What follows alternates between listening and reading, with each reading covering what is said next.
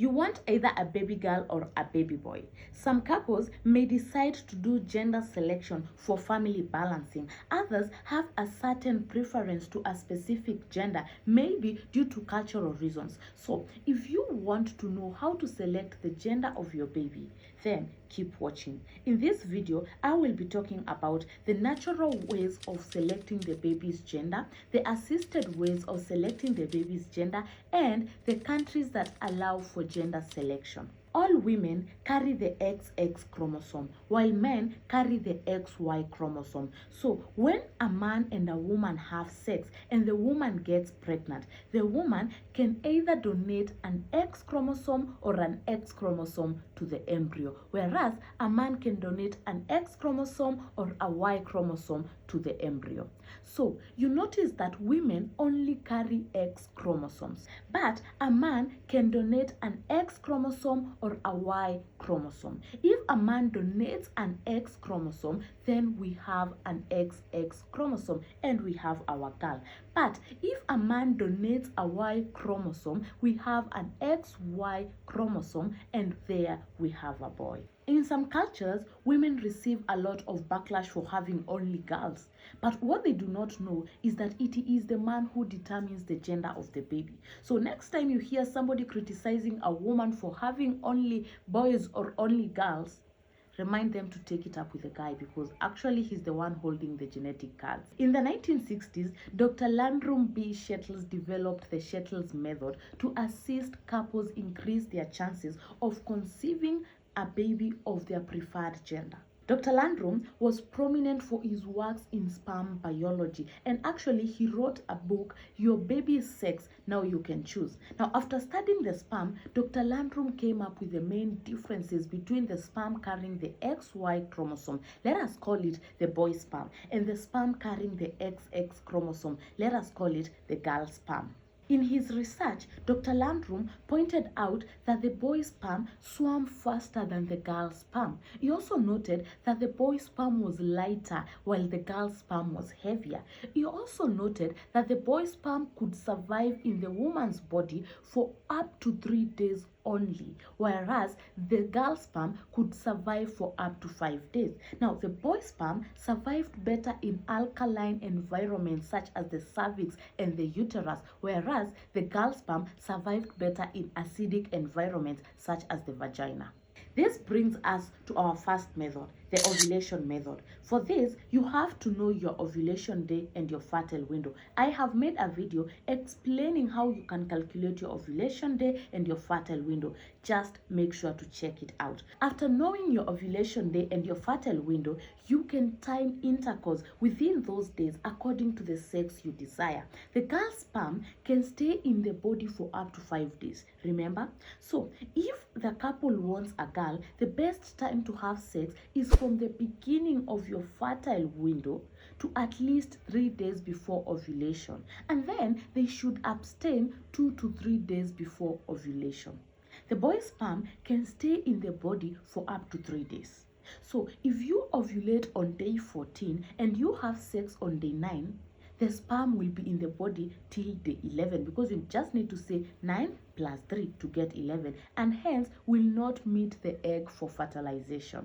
If you want to conceive a boy, the best time to have sex is on the day of ovulation, day before, and a day or 2 after ovulation. And you need to abstain from sex from the beginning of your menstrual cycle until 3 days before ovulation. Also, remember that the boy's sperm swims faster than the girl's sperm, and hence if they are both present, there is a higher probability that it will get to the egg before the girl's sperm. I mentioned earlier about the Shettles method, and the ovulation method is part of this Shettles method. So other methods in this Shettles method are a bit controversial and raise some sort of speculation because there is little to no scientific data backing them. The first is sex position. We said that the boy's sperm survived better in alkaline environments like the uterus and the cervix, while the girl's sperm survived better in acidic environments such as the vagina.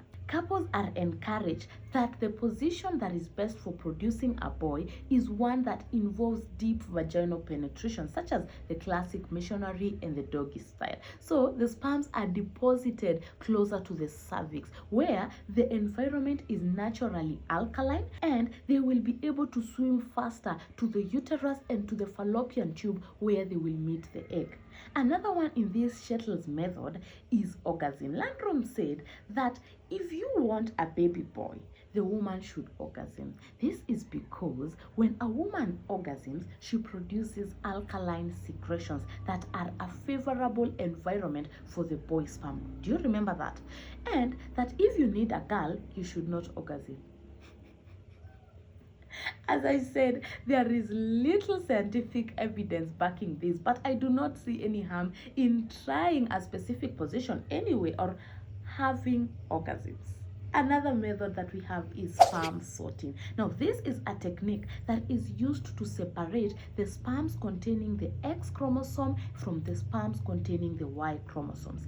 Remember, we said that the girl's sperm is heavier than the boy's sperm. So this technique takes advantage of the fact that the large X chromosome has considerably more DNA than the tiny Y chromosome. A sperm sample is first collected from the father.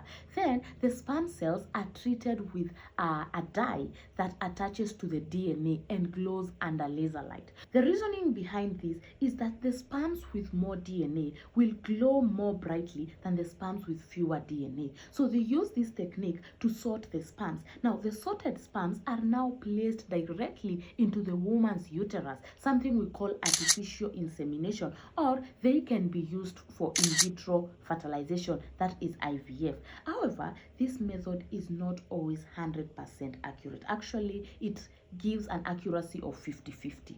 But there is a more accurate method of ensuring the sex of a baby, and this is the pre-implantation genetic testing. This can be done during IVF. Usually, it is done to examine embryos for genetic abnormalities before they are transferred to the uterus. But nowadays, they are doing it for gender selection.